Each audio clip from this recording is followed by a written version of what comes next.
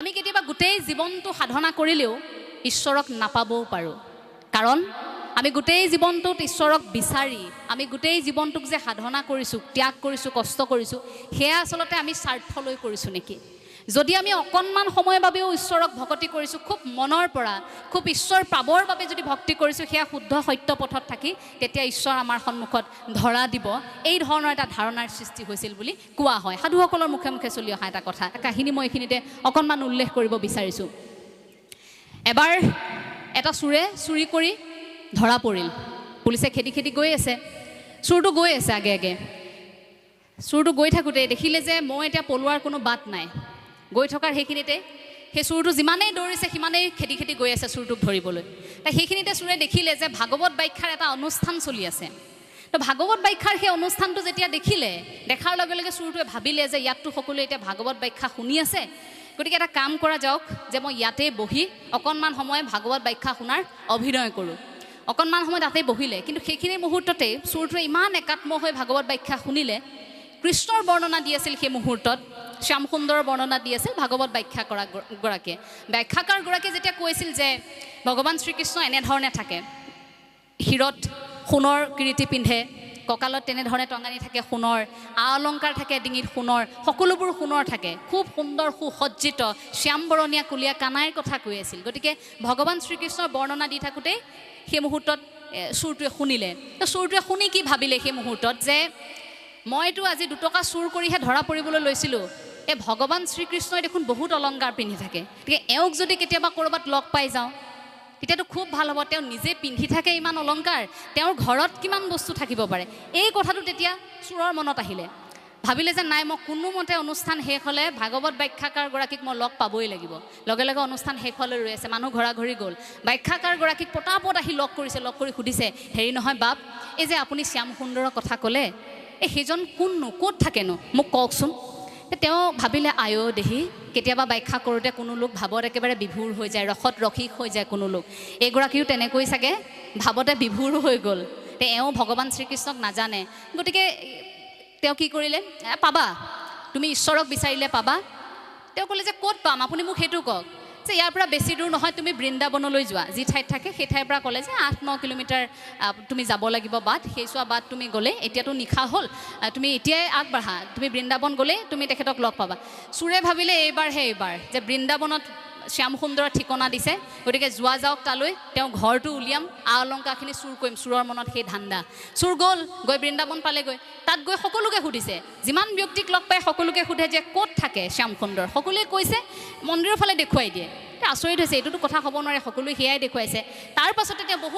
বহু বিচাৰিলে ঘণ্টাৰ পাছত ঘণ্টা ভোকে পিয়াহে বিচাৰি আছে কৃষ্ণকে বিচাৰি আছে তেওঁ উদ্দেশ্য যিয়ে নহওক কিন্তু মনৰ পৰা তেওঁ কৃষ্ণকেই বিচাৰি আছে পোৱা নাই তেতিয়ালৈকে কাষতে এগৰাকী পথতে থকা পথচাৰী এগৰাকী লগ পালে সেইগৰাকীও আকৌ খুব আৰ্থিকভাৱে দুৰ্বল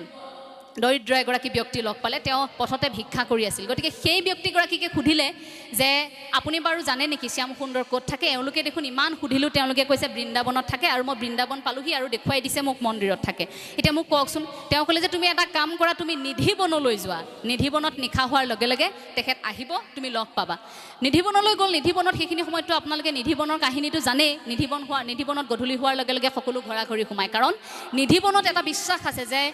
ভগৱান শ্ৰীকৃষ্ণ আৰু ৰাধাৰ নিধিবনত প্ৰতি নিশা মিলন হয় আৰু সেই মিলন যদি কোনোবাই চাব বিচাৰে হয় তেওঁ মানসিকভাৱে বিকাৰগ্ৰস্ত হৈ পৰে নহয় তেওঁৰ মৃত্যু হয় এইটো কিন্তু বহু বিজ্ঞানীও ভাৰতবৰ্ষত চেষ্টা কৰিছিল কিন্তু কোনেও নোৱাৰিলে চাব নিধিবনৰ এয়া সত্যতা আছে নিধিবনৰ প্ৰতিজোপা তুলসী গছ নিশা হোৱাৰ লগে লগে এগৰাকী ৰাধা একগৰাকী গোপী হৈ পৰে গতিকে ৰাধাৰ সৈতে সেই মিলন থাকে পূজাৰীও বহুবাৰ কৰি চাইছে এনেকৈ সকলোবোৰ সজাই থয় দেখে ৰাতিপুৱালে সকলো বিশৃংখল হৈ থাকে গতিকে এটা বিশ্বাস কৰে যে ভগৱান শ্ৰীকৃষ্ণ প্ৰতি নিশা আহে বাৰু যি কি নহওক তেখেত গ'ল তালৈ চোৰটো গৈ তাতে যেতিয়া দেখা নাপালে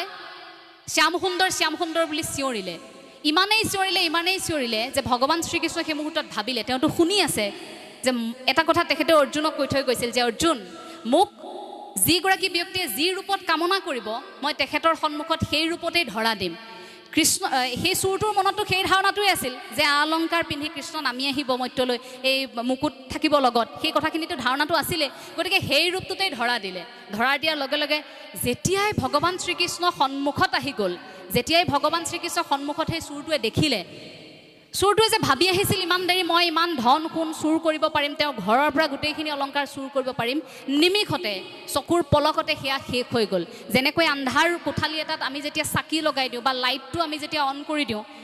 সেই সময়খিনিত আন্ধাৰ চাকি লগাই দিয়াৰ লগে লগে হঠাৎ আন্ধাৰবোৰ গুচি পোহৰ হৈ যায়, ঠিক তেনেকুৱা হ'ল।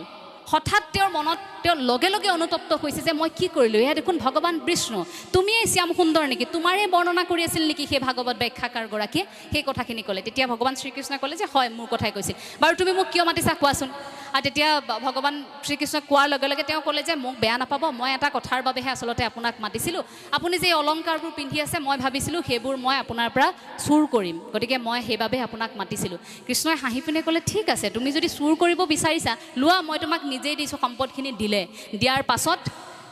তেওঁ চোৰটোৱে তেতিয়া উত্তৰ দিছে যে প্ৰভু এয়া ভুল আৰু মই দুনাই নকৰোঁ, মই আৰু তোমাৰ পৰা এয়া সম্পদ ল'ব নোৱাৰোঁ, মই চুৰ কৰিব নোৱাৰোঁ, আজিৰ পৰাই মই এয়া ত্যাগ কৰিছোঁ, মই তোমাৰ যি ঐশ্বৰিক শক্তি সেয়া মই স্বীকাৰ কৰিছোঁ, তোমাক মই ভক্তিবাদৰ ধাৰণাৰে গ্ৰহণ কৰিছোঁ, তোমাৰ পৰা মই এই অলংকাৰখিনি ল'ব নোৱাৰোঁ। লগে লগে গুচি আহিল তাৰ পৰা। এই যে ঈশ্বৰ দৰ্শন হ'ল চোৰৰ, আহি লগে লগে ভাগৱত ব্যাখ্যাকাৰক ধন্যবাদ দিবলৈ বিচাৰি ফুৰিছে। ভাগৱত ব্যাখ্যাকাৰক সেইদিনা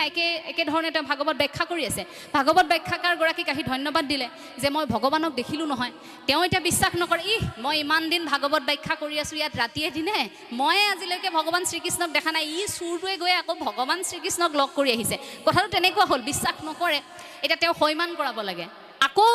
চোৰটোৰ সেই পাল পৰিল যে আকৌ তেওঁ নিজৰ মনস্তত্বক স্থিৰ কৰিব লাগিব। আকৌ সেই চোৰটোৱে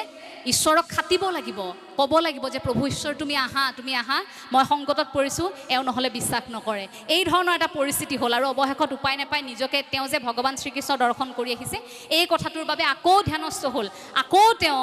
বহু কাকুতি মিনতি কৰি ভগৱান শ্ৰীকৃষ্ণক তেওঁ আকৌ মাতিল যে প্ৰভু আহা, ধৰা দিয়াচোন এবাৰ, মোৰ সন্মুখত যেনেকৈ ধৰা দিছিলা তেনেকৈ তুমি অলংকাৰ পিন্ধি আহিব নালাগে, তুমি যেনেকৈ আহিব বিচাৰা তেনেকৈ আহা, অন্ততঃ এবাৰ প্ৰভু মোৰ সন্মুখলৈ আহা, নহ'লে এই ব্যাখ্যাকাৰগৰাকীয়ে মোক ভুল বুজি থাকিব যে মই তোমাক দেখি অহা নাই, মইতো চৰ্যবৃত্তি এৰিলোৱে, কিন্তু তথাপিও মোক মিথ্যাচাৰৰ এটা দুখ পৰিব মোৰ গাত, মই মিছা কথা কৈছোঁ।